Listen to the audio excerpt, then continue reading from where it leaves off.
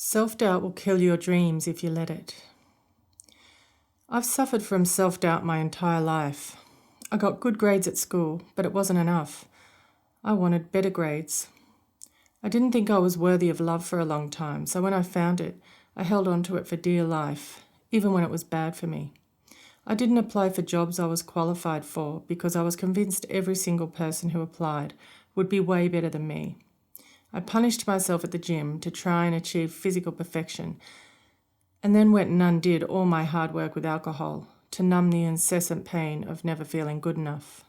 But despite my deep conviction that I was wholly inadequate, which I believe in my case is a combination of nature and nurture, or lack thereof, I soldiered on. I have a fair bit of mongrel in me, so even when I felt like there was no way I'd get the job or achieve a goal, my feisty little mongrel fought savagely for it anyway. And sometimes I won. I got the job or the guy or the number on the scale or the dress size or the exam result or whatever I was lusting after that week. For a while, I'd feel okay about myself, until my not good enough monster reared its ugly head again. Nothing has ever triggered more self-doubt than writing my memoir, You Had Me at Hola, In Search of Love and Truth in South America. I thought about writing it for many years, telling myself there's no way I'd be able to do it, and if I did do it, it would be shit. My mongrel fought my monster the entire time I was writing the book, which took about 7 years, on and off, and interspersed with babies, breastfeeding, sleep deprivation, and work. Sometimes I'd get into an amazing creative flow and words would tumble onto the page effortlessly and I'd high-five myself and feel like a real writer. Other times I'd compare myself to every writer who has ever won the Nobel Peace Prize for Literature and feel like a complete failure.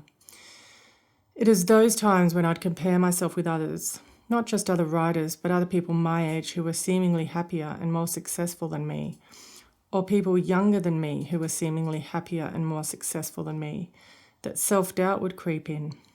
I'd go to the dentist. Each year they seemed to get younger. I'd calculate how much more money they were earning than me and go home with clean teeth and battered self-esteem. I'd read an amazing book and be completely engrossed in it, then be riddled with self-doubt the second I finished it. How will I ever write like that? I may as well give up because I'm just not good enough. Sometimes I've fantasized about going back to being a checkout chick at Kmart, which I did through high school, because at least I'd be comfortable not putting myself out there, not striving to achieve something seemingly insurmountable. I know there are others out there like me who also have a daily battle with self-doubt, particularly when it comes to creative endeavours or following a passion or finding a sense of purpose in life. I know a woman nearing 70 whose only dream was to be a nurse. She never felt good enough to even apply, let alone complete the study. She has lived her entire life sad and lost without ever fulfilling her dream. I know an amazing musician with the most velvety smooth voice you've ever heard, who has never really put himself out there in public often enough for people to see his extraordinary talent. I know an exceptionally beautiful artist who has always doubted her painting ability, even though she was commissioned to paint large murals for hotels while still a teenager. She gave up on painting and makes jewellery, which she enjoys, but she has never become the painter she could have been.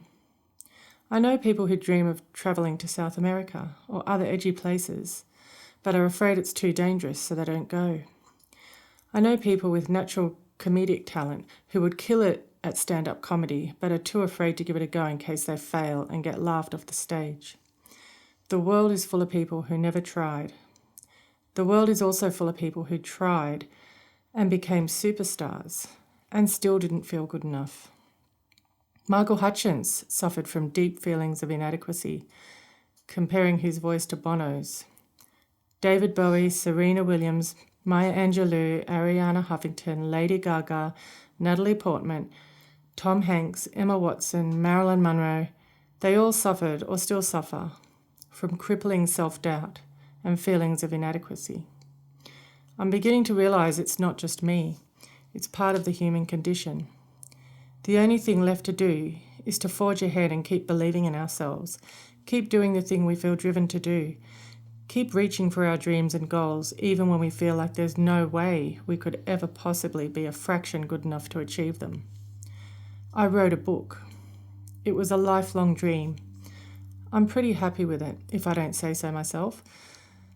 Now that it's done and out in the world, I am laid bare, open to judgment and criticism. Strangely, I haven't had any negative feedback yet. It has been universally positive, which is giving me a strange feeling of cognitive dissonance. I was expecting at least a bit of flack. Maybe I'm just not famous enough. My mongrel, that little fighter in me, and my not good enough monster still do battle every day. But I'm beginning to catch those thoughts of self-doubt and inadequacy as they arise.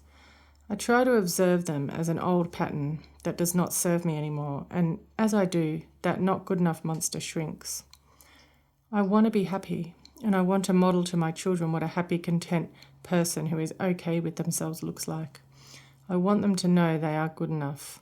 I want everyone to know they are good enough, starting with myself. It's still a work in progress, and I think it always will be, but that monster gets a little smaller every day. I look forward to the day it disappears.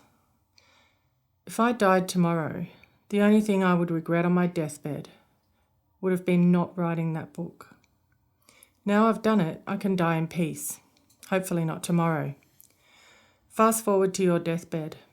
What's the one thing you would most regret not doing if you died tomorrow?